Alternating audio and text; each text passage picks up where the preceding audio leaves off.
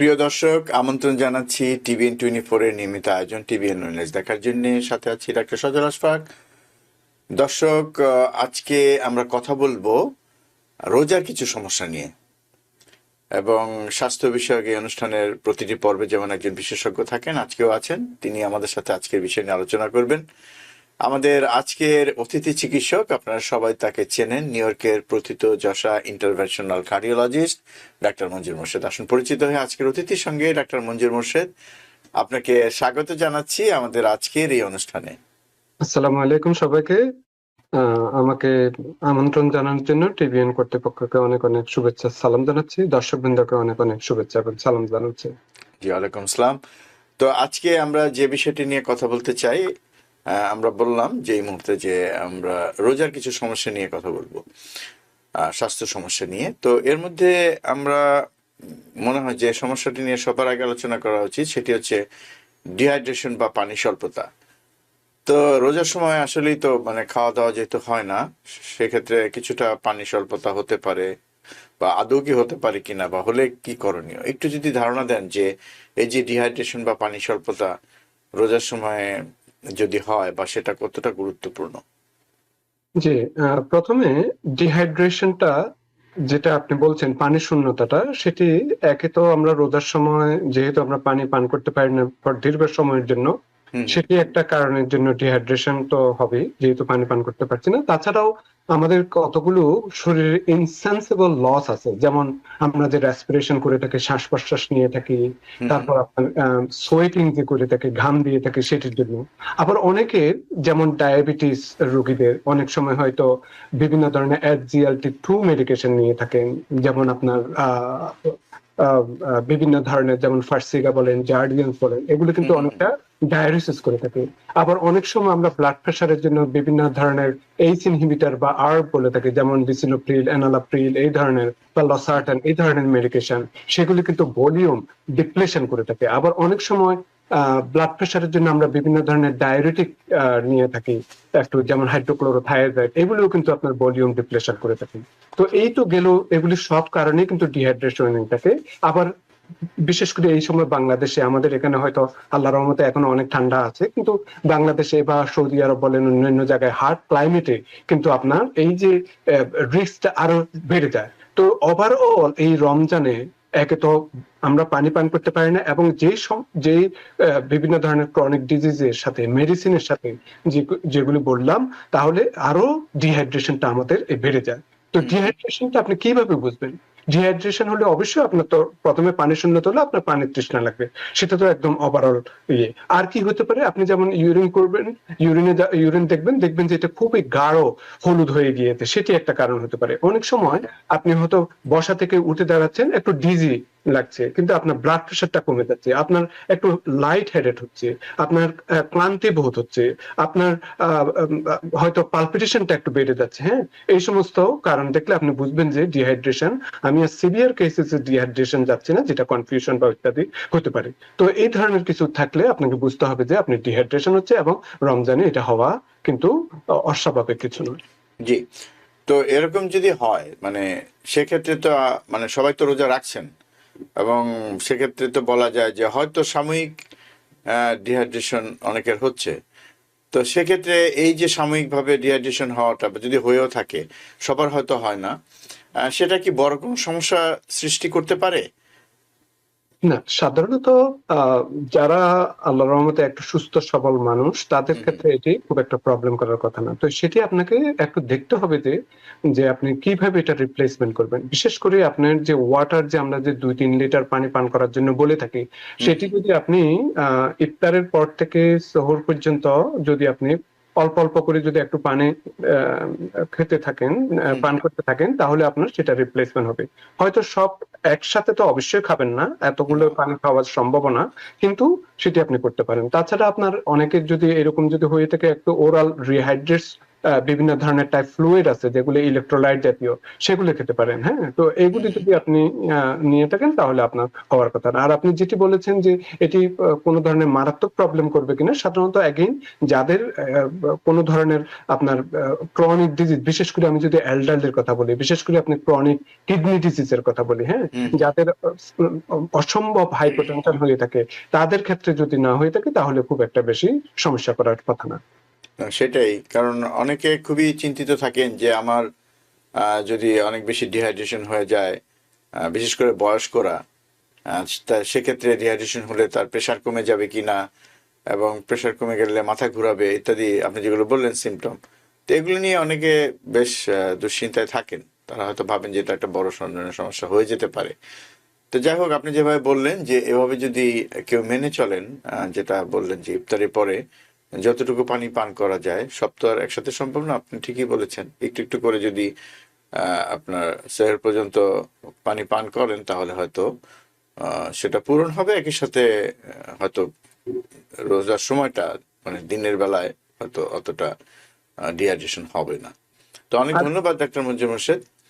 আমি তো আরেকটা জিনিস অ্যাড জি করতে চাই, বলুন। ইফ ইউ ডোন্ট হ্যাঁ, মাইন্ড, সরি অবশ্যই টু ইন্টারাপ্ট অবশ্যই ইউ। অবশ্যই। আবার আমরা তো সচরাচর কফি বা টি হ্যাঁ হ্যাঁ পান হ্যাঁ করে থাকি। তো অনেকে সারাদিন যেহেতু খান না, হয়তো ইফতারের সময় একটু চা বা কফি খেতে চান। হ্যাঁ হ্যাঁ ঠিক আছে, যদি আপনাদের সমস্যা না করে থাকে 1 কাপ হয়তো খাওয়া যেতে পারে, তবে অতিরিক্ত যাতে না হয়ে থাকে, কিংবা যদি অ্যাভয়েড করতে পারেন ততই ভালো। কেননা এই ক্যাফিন কিন্তু আপনার অনেক ডায়ালিসিস করে থাকে, আপনাকে অনেক প্রস্রাবের গতিটা বেড়ে দিবে এবং পানি শূন্যতা হওয়ার সম্ভাবনা আরো বেড়ে দেয়। আমি সেটাই বলতে চাচ্ছিলাম যে কোনো খাবার দাবার সমস্যা করতে পারে কিনা। তো অবশ্যই অনেকেরই হয়তো জানা নেই। দর্শক, আপনারা শুনলেন যেটা মঞ্জুর মোর্শেদ বললেন যে চা কফি কিন্তু প্রস্রাবের পরিমাণ বাড়িয়ে দেয়। হ্যাঁ, যারা চা খেয়ে অভ্যস্ত তাদের হয়তো একটু চা কফি খেতে হতেই পারে। সেক্ষেত্রে আসলে এত বেশি না খাওয়াই ভালো। মানে যদি একবার খেলেন বা দুবার খেলেন বড় জোর, আর বেশি না, অল্প করে খেলে আপনার চায়ের প্রতি যে একটা আকর্ষণ সেটাও মিটে গেল, একই সাথে ডিহাইড্রেশন হবে না। অল্প পরিমাণে খেলে যেটুকু হবে সেটুকু হয়তো মানিয়ে নেওয়া সম্ভব। অনেক ধন্যবাদ ডাক্তার মঞ্জুর মোর্শেদ। এরপরে আরো একটি সমস্যা, যেটা পানি কম খাওয়ার সাথে সাথে, যেমন আমরা দিনের বেলা খাচ্ছি না, হ্যাঁ, তো এই না খাওয়ার কারণে হাইপো হতে পারে কিনা, হাইপোগ্লাইসেমিয়া। জি জি, খুবই সুন্দর প্রশ্ন। এগেইন আমরা যখন কোনো কিছু না খেলে তো একটু ব্লাড গ্লুকোজটা কমবে, কিন্তু আমাদের বডি মেকানিজমটা এমন ভাবে সৃষ্টি, ডক্টর সদুল বা আপনি জানেন যে আমরা যখন আমাদের বডি সবসময় গ্লুকোজের একটা প্রয়োজন হয়ে থাকে, সেটা ব্রেইনের জন্য হোক বা অন্য কারণে হোক, দরকার হয়ে থাকে।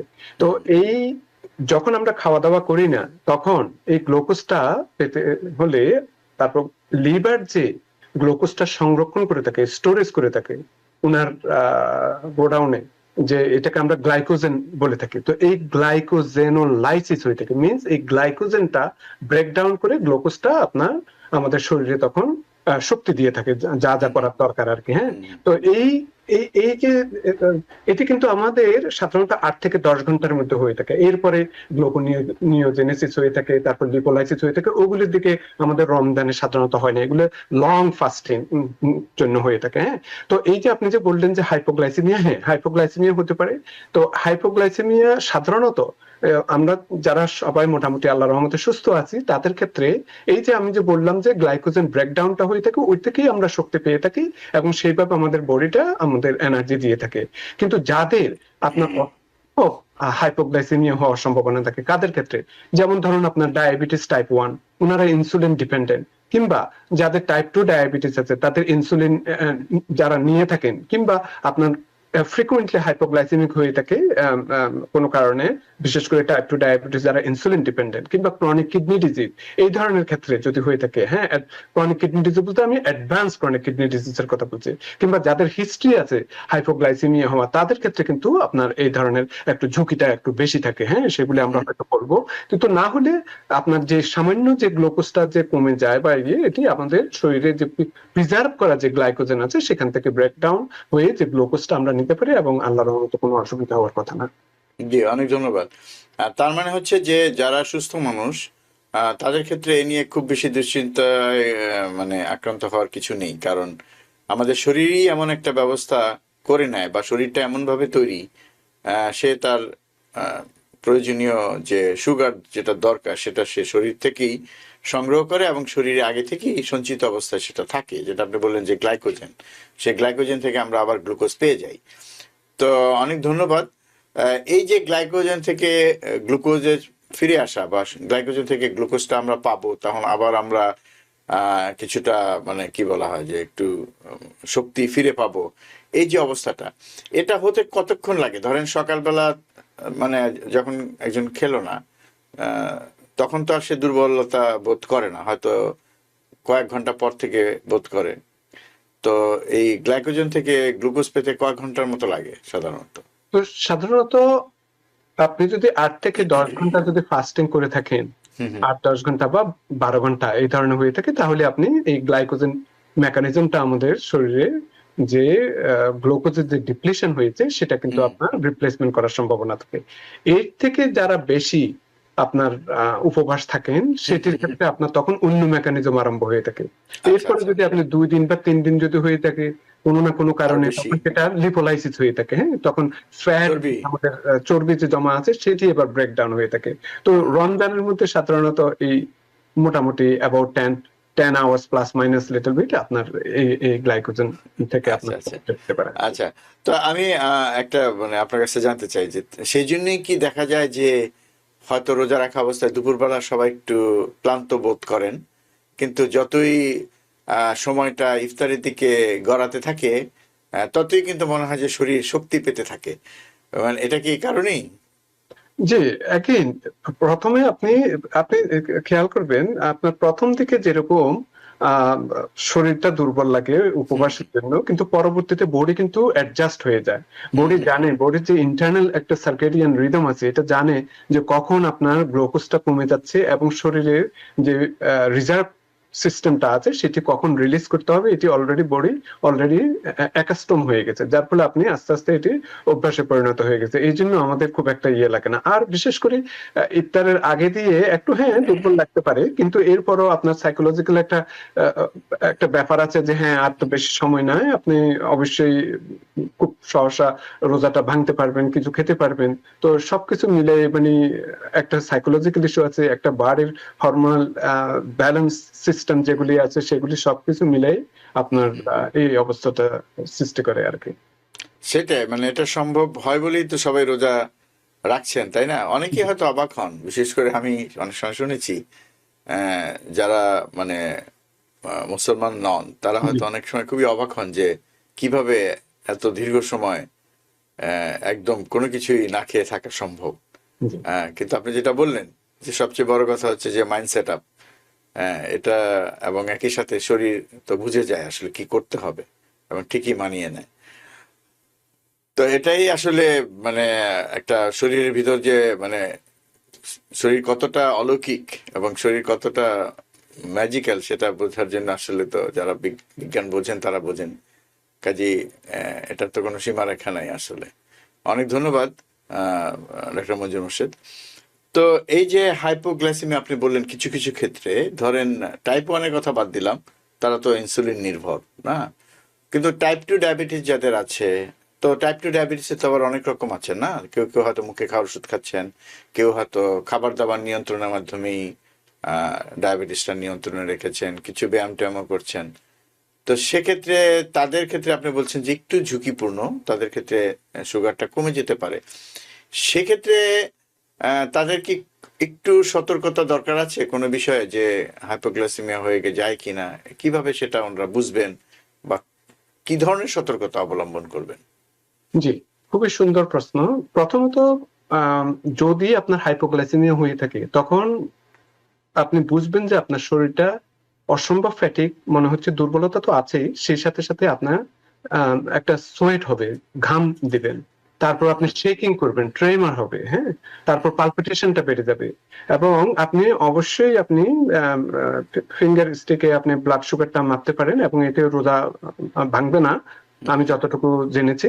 জি। তো আপনি বুঝতে পারেন যে আপনার যদি তখন যদি আপনার গ্লুকোজ লেভেলটা আমাদের এখানে 70 যদি কমে যায়, 70 নিচে হয়ে যায়, তখন আপনি ভাববেন যে আপনি অনেক হাইপোগ্লাইসেমিয়া হয়ে যাচ্ছে। হ্যাঁ, তখন সেদিকে আপনাকে অবশ্যই খেয়াল রাখতে হবে। তো এই সমস্ত সিমটমের সাথে তারপর আপনার ব্লাড গ্লুকোজটা মাপার সাথে সাথে আপনি বুঝতে পারছেন যে গ্লুকোজটা কমে যাচ্ছে। এখন আপনাকে এই সমস্ত, এগুলো তো সিমটমের কথা বললাম, কিছু জিনিস আপনাকে অবশ্যই খেয়াল রাখতে হবে। যেমন ডাক্তার সজল ভাই বলেছেন যে আমরা অনেক সময় ওরাল মেডিকেশন নিয়ে থাকি, যেমন মেটফর্মিন নিয়ে থাকি। আমি মেটফর্মিনের কথা দিয়ে স্টার্ট করি, যেটা সবচেয়ে পরিচিত ড্রাগ। পরিচিত। মেটফর্মিন যদি আপনি ইফতারের সময় যদি নিয়ে থাকেন, তাহলে আপনি যেই মেটফর্মিনটা নিতেন সেটা আপনার ধরুন আপনার 1000 মিলিগ্রাম 2 টাইমস এ ডে যদি নিয়ে থাকেন, তাহলে আপনি ইফতারের সময় সেটি আপনি 750 মিলিগ্রাম নিতে পারেন। আর সহরের সময় যদি যদি দিনে 2 বার করে নেওয়া হয়ে থাকে, তাহলে সহরের সময় আপনি সেটি হাফ করে দিতে পারেন। হ্যাঁ, তো এটি একটা করা যেতে পারে। আর সবসময় অ্যাভয়েড করার চেষ্টা করবেন যাতে লং অ্যাক্টিং যাতে আপনার মেটফর্মিন যাতে না হয়ে থাকে। যদি লং অ্যাক্টিং মেটফর্মিন নিতে হয়, তাহলে অ্যাগেইন ইফতারের সময় নিতে হবে। আসি আপনার বিভিন্ন ধরনের সালফোনিলুরিয়া যেগুলো নিয়ে থাকেন, যেমন গ্লাইবুরাইড, এই ধরনের যাতে লং অ্যাক্টিং যাতে সালফোনিলুরিয়া নেওয়া না হয়ে থাকে, সেই ক্ষেত্রে আপনি যাতে আপনার শর্ট অ্যাক্টিং সালফোনিলুরিয়া নেওয়া যায় কিনা সেটি আপনার ডাক্তার সাহেবের সাথে আলাপ করুন, কারণ সেটি আপনাকে হাইপোগ্লাইসেমিয়া করে দিতে পারে। এছাড়া আপনি বিশেষ করে সবচেয়ে বেশি গুরুত্বপূর্ণ, আপনার যারা ইনসুলিন নিয়ে থাকেন, ইনসুলিন অনেক ধরনের আছে, মিক্স আছে, তারপর আপনার লং অ্যাক্টিং ইনসুলিন আছে। যেগুলি লং অ্যাক্টিং ইনসুলিন সেগুলি আপনি ইফতারের সময় দিবেন। আপনি লং অ্যাক্টিং ইনসুলিনটা আপনার সহরের সময় না নেওয়ার চেষ্টা করবেন।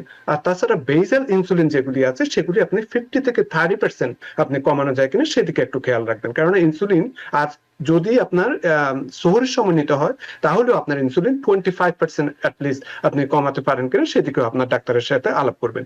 এছাড়া আপনার যে সমস্ত মেডিসিন গুলা আছে, সেগুলি বিশেষ করে ওরাল মেডিসিন, যেমন আমি যে সালফোনিলুরিয়ার কথা বললাম, সেগুলোর পরিবর্তে আপনি যদি DPP-4 ইনহিবিটর নিয়ে থাকেন, যেমন আপনার জেনোভিয়া, কিংবা আপনার SGLT2 অ্যাগনিস্ট, যেগুলো আপনার এই যে ফার্সিগা, ডেপাগ্লুপ্টোজিন বা ইম্পাগ্লুপ্টোজিন, জার্ডিয়ান্স, ফার্সিগা, এগুলো নিতে পারেন কিনা সেগুলোর দিকে খেয়াল রাখবেন। তবে যারা জার্ডিয়ান বা ফার্সিগা নিয়ে থাকেন, সেগুলিও কিন্তু আপনার ভলিউম ডিপ্লেশন করে থাকে, যেটি আমি একদম প্রথমেই বলছিলাম। তো আপনারা যাতে ভলিউম যাতে ডিপ্লেশন না হয়ে থাকে, বেশি যাতে মোটামুটি পানি পান করতে পারেন, বিশেষ করে তারাবির ফাঁকে ফাঁকে ইফতারের পর থেকে আরম্ভ করে এইভাবে যাতে প্রতি 2 রাকাত বা 4 রাকাত অন্তর অন্তর যাতে 1 গ্লাস পানি পান করতে পারেন, সেদিকে একটু খেয়াল রাখবেন যাতে আপনাদের ভলিউম ডিপ্লেশন না হয়ে থাকে। সবচেয়ে বেশি এটা হচ্ছে যে যদি আপনার কোনো অটোমেটিক যে এখন যে বিভিন্ন ধরনের ডিভাইস আছে আপনার ব্লাড গ্লুকোজ মাপার জন্য, সেগুলো আপনি করতে পারেন, এগুলোতেও রোজা ভাঙবে না। আপনি যদি প্রয়োজন যদি মনে করেন যে ফিঙ্গার স্টিক দিয়ে ব্লাড গ্লুকোজ মাপবেন, সেটাতেও আপনি মাপতে পারেন, রোজা ভাঙার কথা না। তো সুতরাং আপনি এগুলো দেখতে পারেন যাতে কোনো অবস্থাতে যাতে হাইপোগ্লাইসেমিয়া না হয়ে থাকে। যদি হাইপোগ্লাইসেমিয়া হয়ে থাকে, 70 নিচে হয়ে থাকে, তাহলে তো আপনাকে অবশ্যই তখন রোজা ভাঙতে হবে। এবং আপনারা জানেন কিভাবে আপনার একটু সুগারি জাতীয় যে কোনো ধরনের ফ্রুট বলেন, ক্যান্ডি বলেন, কিংবা ফ্লুইড বলেন, সেগুলি আপনি নিতে পারেন যাতে হাইপোগ্লাইসেমিয়া না হয়ে থাকে। জি, অনেক ধন্যবাদ, অনেক ধন্যবাদ। আমার মনে হয় যে যারা রোজা রাখেন এবং একই সাথে আপনি যেগুলো বললেন যে ডায়াবেটিসের সমস্যা আছে, তাদের জন্য আপনার এই কথাগুলো খুবই গুরুত্বপূর্ণ। এবং এক্ষেত্রে যেটা আমি বুঝলাম যে ইনসুলিনের ধরন এবং মাত্রা, মানে ডোজ, সেটাও পরিবর্তন করা সম্ভব। এবং সেক্ষেত্রে একটু সচেতন হতে হবে, মানে রোগী হিসাবে আমাকেও বুঝতে হবে যে আমি কতটুকু নিলাম এবং কতটুকু নিলে কাজ হচ্ছে কিনা সেটার জন্য আপনি যেটা বললেন বারবার, যে গ্লুকোমিটার দিয়ে আমরা সহজেই আমাদের সুগারের লেভেলটা যদি জানি বা দেখে নিই, তাহলে দেখা যাবে যে আমরা একটু নিশ্চিত হতে পারবো যে হ্যাঁ, আমার সবকিছু ঠিক আছে। এটুকু সচেতন তো একজন রোগী হিসাবে হতেই হবে, এবং এতটুকু কাজকর্ম আসলে রোগী হিসাবে তো দায়িত্ব নিতে হবে। আপনাকে অনেক ধন্যবাদ। আর যারা আছেন হয়তো বোঝেন না, যারা বয়স্ক, এই যে টেকনোলজিক্যাল এই বিষয়গুলো যে না বোঝেন, তার পরিবারের সদস্যরা, আশা করি আপনারা এগিয়ে আসবেন সহযোগিতা করার জন্য। কারণ রোজার তো অনেক উপকার আছে এবং এটার আত্মিক যে শান্তি, সেটা তো অনেক বড় বিষয়। তো যাই হোক, আপনি বলছিলেন হাইপোগ্লাইসেমিয়ার কথা, যেটা বলছিলেন, আমি আরেকটা জিনিস একটু জানতে চাই। এটা তো ওষুধপত্রের কথা, ধরেন যারা সুস্থ মানুষ আছেন, তাই না? তো তাদের ক্ষেত্রে কি আপনার এমন কোনো উপদেশ আছে কিনা যে এই ধরনের খাবারগুলো যদি আপনারা সেহরির সময় খান, সেটা দীর্ঘ সময় ধরে ধীরে ধীরে আমাদের শরীরে শক্তি সরবরাহ করবে, সেক্ষেত্রে হুট করে হয়তো এই যে সুগারের লেভেলটা কমে যাবে না, এমন কোনো মানে কৌশল আছে কিনা? জি, খুবই সুন্দর প্রশ্ন। প্রথমে আপনাকে যে খাবারগুলো খেতে হবে সেটা হচ্ছে যে কমপ্লেক্স কার্বোহাইড্রেট খেতে হবে।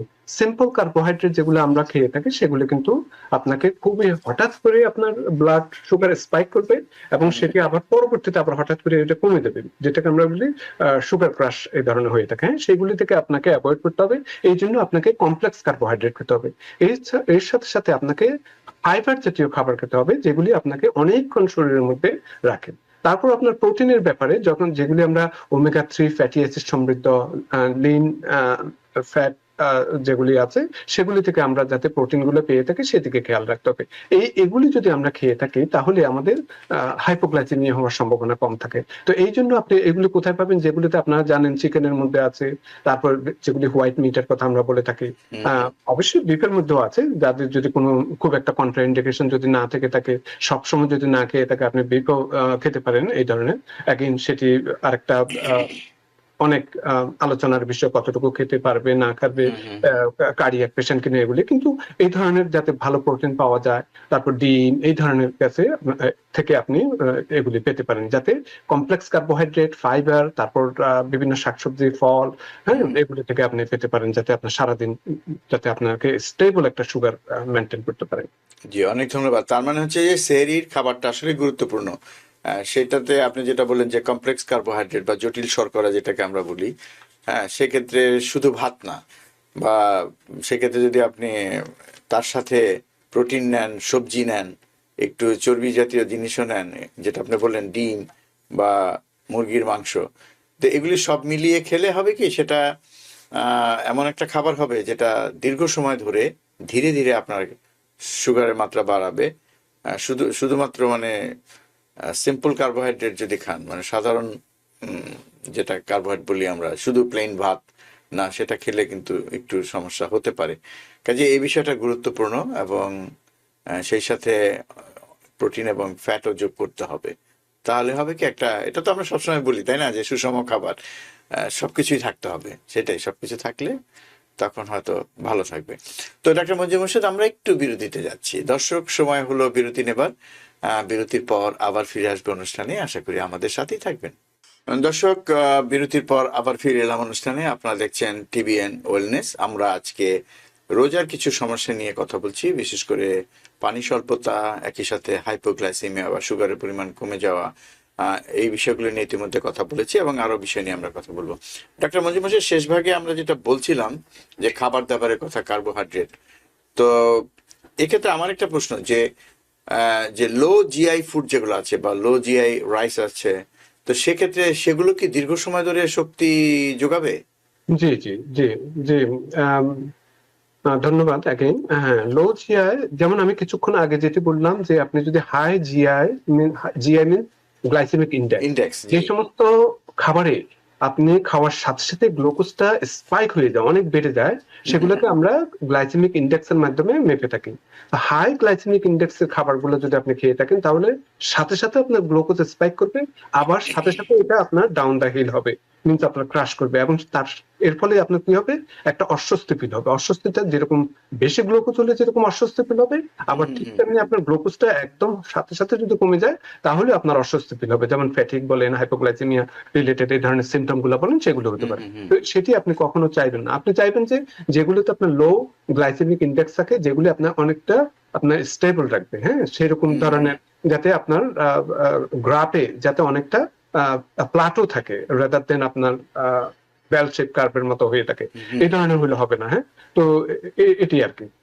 জি, অনেক ধন্যবাদ। আমার মনে হয় যে আমাদের অনেক দর্শক আছেন যারা এই গ্লাইসেমিক ইন্ডেক্স সম্পর্কে জানেন, তাদের অবগতির জন্য আমি প্রশ্নটা তুললাম। তারা হয়তো আরো ভালো বুঝতে পারবেন এবং বুঝে নিতে পারবেন, খুঁজে নেবেন লো গ্লাইসেমিক ইন্ডেক্সের তালিকায় কি কি খাবার আছে, সেগুলো যদি গ্রহণ করেন তাহলে আরো বেশি সুবিধা হবে।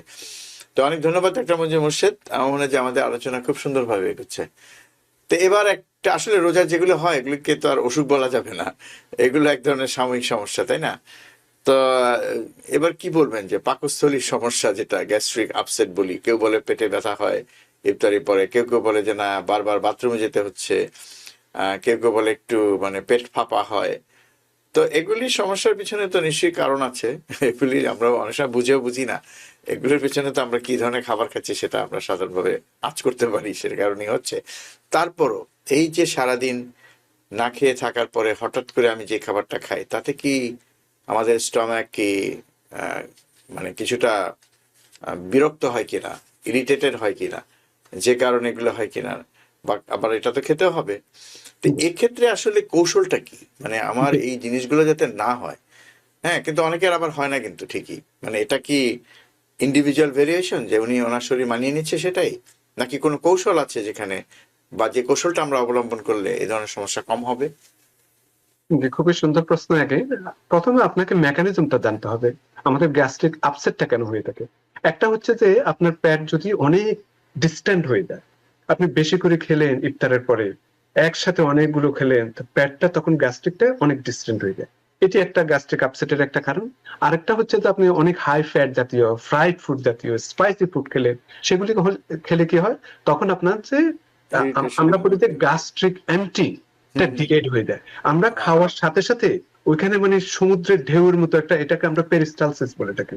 এটা হয়ে থাকে কারণটা হচ্ছে যে যেরকম আপনি সমুদ্রের মাঝখানে একটা জিনিস ফেললে এটা আস্তে আস্তে ঢেউয়ের সাথে সাথে আস্তে আস্তে কিনারা চলে আসে, ঠিক তেমনি আমরা খাওয়ার সাথে সাথে এটি আস্তে আস্তে একটা এক ধরনের পেরিস্টালসের মাধ্যমে এটা উপরের লেভেল থেকে আস্তে আস্তে একদম নিচের দিকে চলে যেতে থাকে। হ্যাঁ, তো এই এই যে এমটিংটা প্রসেসটা, এটা কিন্তু ডিলে হয়ে যায়। ডিলে হলে তখন কি হবে, আপনার তখন একটা অস্বস্তি লাগবে, এই যে গ্যাস্ট্রিক আপসেট, সেটা একটা কারণ।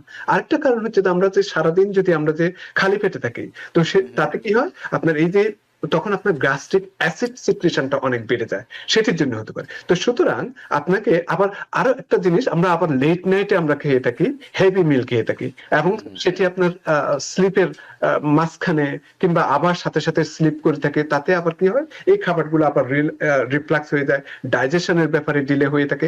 এগুলি সব মিলে কিন্তু আপনার এই গ্যাস্ট্রিক এমটিমটা হয়ে থাকে। আর বিশেষ করে যাদের অলরেডি গ্যাস্ট্রাইটিসের সমস্যা আছে, যাদের অলরেডি আপনার পেপটিক আলসার ডিজিজ আছে, এই তাদের ক্ষেত্রে, কিংবা ইরিটেবল বাউল সিনড্রোম আছে, কিংবা ফাংশনাল আপনার বাউল ডিজিজ আছে, তাহলে এদের ক্ষেত্রে কিন্তু এই জিনিসগুলো আরো এক্সাসারবেট হয়, মিনস আরো খারাপের দিকে যায়। তো আপনাকে কিন্তু জানতে হবে যে তাহলে কি করতে হবে। আপনাকে জানতে হবে, আমি আগেই বলছি, বেশি খেলে আপনার পেটটা ডিস্টেন্ট হবে, সেই ক্ষেত্রে আপনি অল্প করে খাবেন, অল্প অল্প করে খান। একসাথে ইফতারের টেবিলে সব খেয়ে তারপর পরবর্তীতে আপনি আর পারছেন না, এরকম হলে তো আর হবে না। হ্যাঁ, তারপর আপনার হচ্ছে যে অল্প ফ্লুইড, খাবারের সাথে সাথে যে একটু যে পানি জাতীয় পান করার, সেগুলি খেতে হবে। আমি আগেই বললাম, লার্জ বোলাস খাবার থেকে আপনাকে একটু বিরত থাকতে হবে। তারপর যে সমস্ত খাবার যেগুলো আপনাকে ইরিটেশন করে থাকে পেটের মধ্যে, সেগুলো থেকে, যেগুলো ডক্টর সজল ভাই বলেছে, আমরা অনেক ভাজা পোড়া চর্বি জাতীয়, এগুলি থেকে আপনাকে একটু দূরে থাকতে হবে।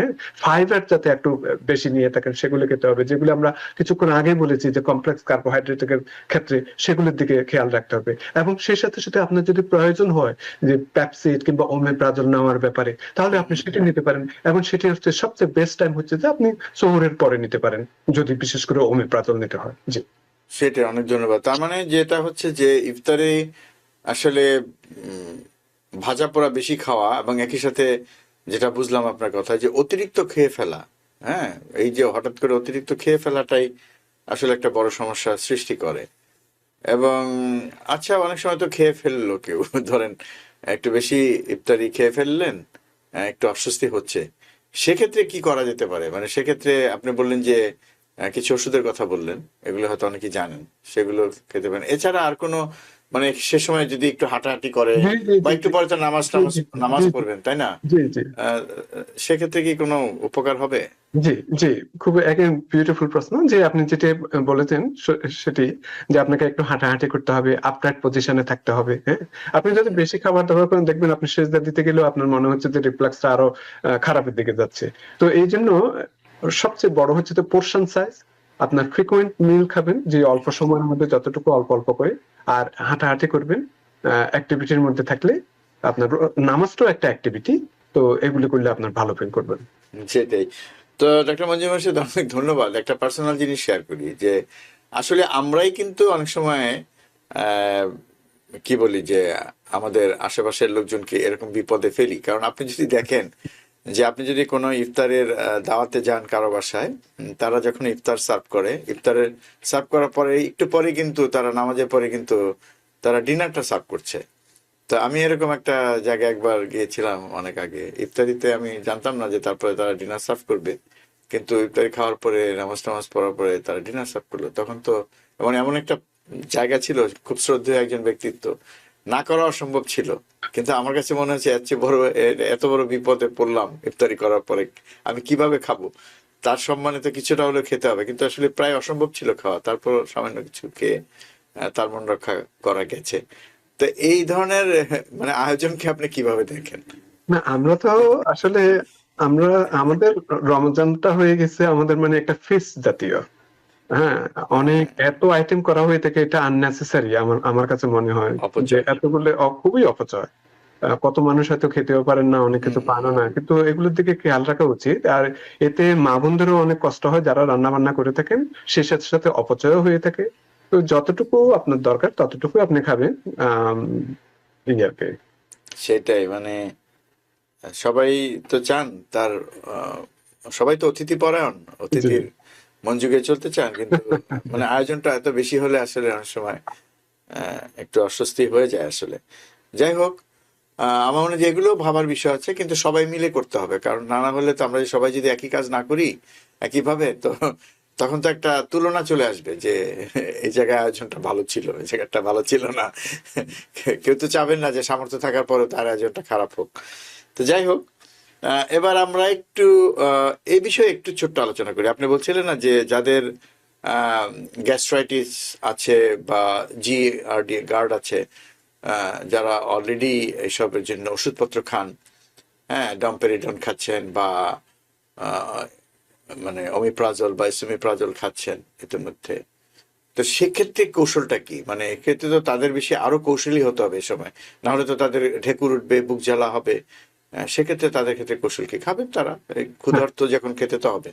জি, কৌশলটা হচ্ছে যে ওনারা এক একজনে জানেন যে কোন জিনিসটা আপনার এই জিনিসটাকে আরো খারাপের দিকে নিয়ে যায়। সেটাই। যেমন যদি স্পাইসি ফুড খেয়ে থাকেন, ভাজা পোড়া খেয়ে থাকেন, সেগুলি যদি, কিংবা বিরিয়ানি পোলাও যদি খেয়ে থাকেন, এগুলিতে যদি অসুবিধা সৃষ্টি করে, সুতরাং আপনি বুঝতেই পারছেন আপনাকে কি করতে হবে। তারপর আপনার যে বেশি যদি খেয়ে ফেলেন, সেটিও আপনাকে আহ খারাপের দিকে নিয়ে যাবে, সুতরাং আপনাকে অল্প করে খেতে হবে। তো আপনার যেটা দরকার আছে, যদি ওষুধ খেতে হয় তো ওষুধ তো খাবেন, সেই সাথে সাথে আপনি যে রকম আপনার ওই যে টক দই, প্লেন টক দই খাওয়া বা দইয়ের শরবত করা, হ্যাঁ, এগুলি আপনি খেতে পারেন। তারপর আপনার খাওয়ার পর পর যাতে আপনি শুয়ে না যান সেদিকে আপনি খেয়াল রাখতে পারেন। হুম, হুম, হুম। তারপর অনেকে হয়তো আলকালাইন ওয়াটার যদি একটু ড্রিঙ্ক করতে পারেন, সেটি আপনার কিছুটা উপকার দিতে পারে বলে সেটিও জানা গিয়েছে, সেটি আপনি করতে পারেন। তো এই ধরনের করতে পারেন। আর যাদের ওষুধ নিতে হয়, সেটি প্যাপসিড হোক, সেটি আপনি যে বলছেন যে ওমিপ্রাজল হোক, বা অন্য কোনো ধরনের গ্যাস্ট্রাইটিস মেডিসিন হয়ে থাকুক, হ্যাঁ, তো সেগুলো আপনার যেভাবে ডাক্তার সাহেব বলছেন সেভাবে নিতে পারেন। বিশেষ করে যেহেতু আপনার ওমিপ্রাজল জাতীয় এগুলি আপনার অনেকটা খালি পেটে নিতে হয়, তো সুতরাং আপনি একটা কাজ করতে পারেন, আপনি রোজাটা ভাঙ্গার সাথে সাথে আপনি নিয়ে ফেলতে পারেন। এরপরে সামান্য একটু হালকা যদি কিছু খেলে তো খেলেন, না হলে আপনি মাগরিবের নামাজ পড়ার পরে আপনি তারপর আপনি আপনার ইফতারটা ভালো করে সেরে নিতে সেটাই, পারেন। সেটাই। অনেক ধন্যবাদ। তো ডাক্তার মঞ্জু মোর্শেদ, আমি একটু আপনার ব্যক্তিগত একটা বিষয় শুনতে চাই, যেটা আমি দেখেছি যে খুব সাধারণ ইফতারি, ধরেন একটু শরবত, সাধারণ মানে শরবত, লেবুর শরবত, খেজুর, ভাজা পোড়ার মধ্যে ধরেন একটা পেঁয়াজু, একটু মুড়ি, বুট, খুব সাধারণ খাবার যেটা আমরা আমাদের বাংলাদেশিরা খাই, আমরা অভ্যস্ত, আমরা সেটা চাই। একটা ইফতার মনে হলে তো এগুলো চোখের সামনে ভাসে। হ্যাঁ, তো এই ধরনের খাবার অল্প করে বা কম তৈলাক্ত খাবার, খুব সাধারণ খাবার দিয়ে যদি ইফতারি করে, পরিমাণটা খুবই সীমিত রাখে এবং অনেক বেশি অস্বস্তি হওয়ার আগেই যদি সেটা মানে থামানো যায়, সেক্ষেত্রে আসলে খুবই ভালো অনুভব করেন অনেকে, এবং সেক্ষেত্রে দেখা যায় নামাজ পড়তেও আসলে ক্লান্ত লাগে না। এটা আমি অনেকের কাছ থেকে শুনেছি, আমি নিজেও আমি দেখেছি। আমার মনে হয় যে দর্শকরাও এটা ট্রাই করে দেখতে পারেন কিনা, যে আসলে এই যে আমরা গ্যাস্ট্রিক আপসেট, গ্যাস্ট্রিক ইরিটেশন বলছি, এগুলো থেকে কিন্তু অনেকটাই আসলে রেহাই পাওয়া সম্ভব আমরা যদি এই প্র্যাকটিসটা করি। আপনি কি বলেন? আপনার ব্যক্তিগত কোনো অভিজ্ঞতা আছে কিনা? জি জি, আমি আমি একদম একমত। যে কোনো ভাজা পোড়া যদি আপনি খেয়ে থাকেন, এটা কিন্তু আপনাকে যে কোনো না কোনো ভাবে আপনাকে অসুবিধার মধ্যে ফেলে দিবে, সেটি পেট আপসেট হোক কিংবা গ্যাস্ট্রাইটিস হোক, যেভাবে হোক। তো এগুলি থেকে যতটুকু সম্ভব যদি একটু দূরে থাকতে পারেন, তাহলে দেখবেন আপনি অনেক ভালো ফিল করবেন। জি, অনেক ধন্যবাদ। আমার মনে হয় যে দর্শক আপনারা একটু চেষ্টা করে দেখতে পারেন আমরা যেগুলো বললাম। আমার মনে হয় যে আপনি নিশ্চয়ই উপকার পাবেন, এবং আপনারা যদি উপকার পান আপনার কথা শুনে বাকিরাও হয়তো উপকৃত হবেন। যাই হোক, এবার একটা অন্য প্রসঙ্গে যাই। ঘুমের প্রসঙ্গটা রোজার সময় সবসময় আলোচিত একটা বিষয়, কারণ আমাদের সেহরির সময় উঠতে হয়, আবার একইভাবে আমাদের কাজে যেতে হয় সময় মতো। কাজে আমেরিকার মতো দেশে আসলে তো কেউ আর রোজার জন্য তাদের মানে কাজের কর্মসূচি পরিবর্তন করবে না। বাংলাদেশে হয়তো একটু পরে শুরু হয়, কিন্তু এখানে তো সম্ভব না। তারপরও একটা যে কি বলা যায় যে ঘুমটা একটু ইন্টারাপ্ট হয়, কারণ স্বাভাবিকভাবে যারা ধরেন ফজরের নামাজ পড়েন, যত ভোরে ওঠেন তার চেয়ে একটু আগে উঠতে হচ্ছে সেরি করে, নামাজটা পড়ে তারপর শুচ্ছেন। তো সেক্ষেত্রে এই যে ঘুমের একটা প্যাটার্ন চেঞ্জ, ঘুমটা ভেঙে ভেঙে মানে আসলে মানে করতে হচ্ছে ঘুমের বিষয়টা, এটা তো আসলে এই অল্প সময়ের মধ্যে তো আপনি যদি চান যে আমি আগামী এই আধা ঘন্টার মধ্যে একটু ঘুমিয়ে নিব, এটা তো আসলে আমার ইচ্ছার উপরে সবসময় নির্ভর করে না। তো অনেকে হয়তো ঘুমোতে পারেন না, আর নামাজ পড়ার পরে সকালবেলা হয়তো ঘুম আসে না, আসলেও অনেক দেরি হয়ে যায়। ঘুমের বিষয়টা আসলে এই সময় মনে হয় যে বেশ একটু অনেককে ভালোই ভোগায়, এবং তারা যে এই যে ক্লান্ত বোধ করেন, ভালো লাগে না ইত্যাদি বলেন যারা বেশি বেশি, তাদের হয়তো বা ঘুমের সমস্যাটাও আছে, মানে ঘুমটা ঠিক মতো তারা মানে ঘুমের বিষয়টা অ্যাডজাস্ট হচ্ছে না হয়তো। এক্ষেত্রে আপনার মন্তব্য কি, আপনি যে পুরো বিষয়টা নিয়ে একটু একটু করে বলেন। জি, জি, খুবই সুন্দর প্রশ্ন। আমার কাছে মনে হয়েছে রোজার মধ্যে সবচেয়ে, আমার ব্যক্তিগত অভিমত এটি, রোজার মধ্যে সবচেয়ে বড় প্রবলেমে আমি যেটি ফেস করে থাকি সেটি হচ্ছে যে স্লিপ ডিপ্রিভেশন।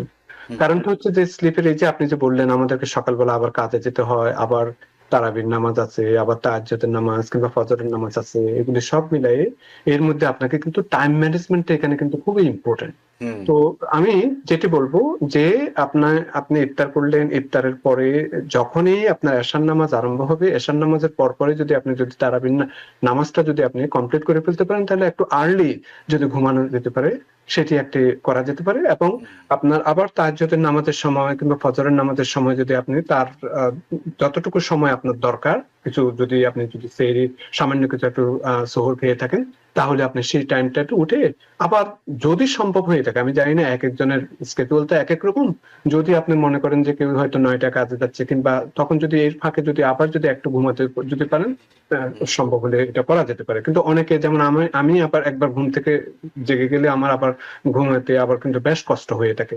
তো হুম আমি যেটা বলছি যে আপনি এই যে তারাবির নামাজের পরে যদি আপনি একটু আর্লি টাইমে তারাবির নামাজটা পড়া, মিন্স লেটে আপনি তারাবির নামাজটা না পড়ে এশারের পরে যদি তারাবির নামাজটা পড়ার পরে যদি আপনি যে শুয়ে যেতে পারেন, আবার শেষ আবার যদি আপনার তাহাজ্জুদের সময় যদি বা ফজরের নামাজের সময় যদি উঠে যায়, তাহলে একটা সময়টা একটু পাবেন আপনি ঘুমানোর জন্য।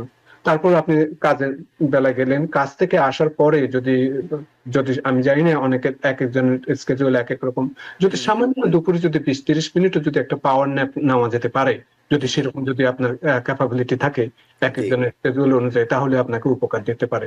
তো এই সময় আপনি যদি সম্ভব হয়ে থাকে অন্তত 6-7 আওয়ার স্লিপও যদি আপনি যদি নিতে পারেন, তাহলে আপনাকে অনেক ভালো একটা ফল দিবে। আপনার শরীর খুব একটা আপনার ফ্যাটিক মনে হবে না, তারপর হেডেক লাগা সেটা হবে না, তারপর হুম আপনার যে সিম্প্যাথেটিক ড্রাইভটা যে অ্যাক্টিভেশন হবে অনেক, যে বেড়ে যাবে, সেটা থেকে আপনি রেহাই পাবেন। আপনার ব্লাড প্রেশারের যে ভেরিয়েবিলিটিটা থাকে, সেটি আপনি থেকে রেহাই পাবেন। এবং বিশেষ করে যাদের ডায়াবেটিস আছে, তাদের ক্ষেত্রে আপনার গ্লুকোজটা অনেক আপনার কন্ট্রোলে থাকে। কারণ আপনি জানেন স্লিপ ডিপ্রিভেশন মানে হওয়া হচ্ছে যে সার্কেডিয়ান ডিসরাপশন হওয়া, সেখানে আপনার স্ট্রেস কারণে আপনার কর্টিসলটা বেড়ে যাবে, এবং এগুলির সাথে ব্লাড প্রেশার বলেন, ডায়াবেটিসের হুম গ্লুকোজ বলেন, সবকিছুর সাথে একটা সম্পৃক্ততা আছে, এবং বডি ইন জেনারেল ওয়েলবিং এর ব্যাপারেও একটা সম্পৃক্ততা আছে। সুতরাং চেষ্টা করবেন যাতে যত দেরিতে না ঘুমিয়ে, হুম হুম যত হুম।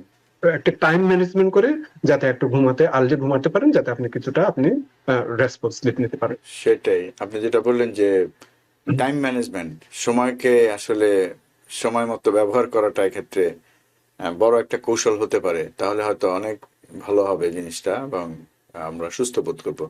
তো ডাক্তার মঞ্জুর মোর্শেদ, আপনাকে অনেক ধন্যবাদ।